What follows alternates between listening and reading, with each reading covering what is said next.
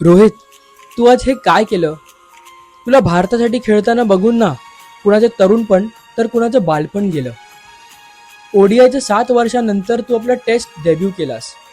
ओडीआयच्या 7 वर्षानंतर तू आपला taste debut केलास आणि आज ह्याच फॉर्मॅटमध्ये आम्हाला अधुरा टाकून गेलास.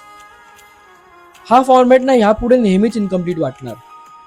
हा फॉर्मॅट ना ह्यापुढे नेहमीच इनकम्प्लीट वाटणार, कारण मैदानावर आपली शान दाखवायला आपला हिटमॅन नसणार. तसं तर तुझी बॅटिंग, तुझे रेकॉर्ड्स, तुझी कॅप्टन्सी ओडीआयमध्ये नक्कीच चालू राहील. तसं तर तुझी बॅटिंग, तुझे रेकॉर्ड, तुझी कॅप्टन्सी ओडीआयमध्ये नक्कीच चालू राहील. पण आता टेस्ट फॉर्मॅटमध्ये ना तुझं नाव कुठे दिसतंय का, ह्यावर आमचं लक्ष नेहमी जाईल. कॅप नंबर 280, जर्सी नंबर 45 ह्या फॉर्मॅटमध्ये नेहमी मिस होणार. कॅप नंबर 280 आणि जर्सी नंबर 45 या फॉर्मॅटमध्ये नेहमी मिस होणार. काय रे रो, तुला वाटतं का हा गेम आमच्यासाठी परत सेम होणार? 2013 ते 2025 एका क्षणात निघून गेलं. 2013 ते 2025 एका क्षणात निघून गेलं.